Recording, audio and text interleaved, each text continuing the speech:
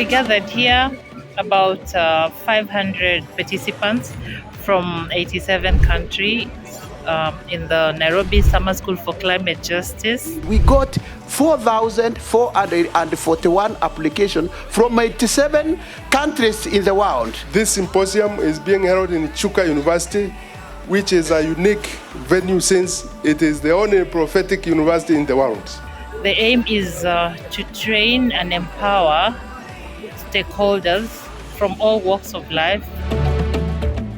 We are here for solidarity of climate justice. Climate justice is justice for humanity.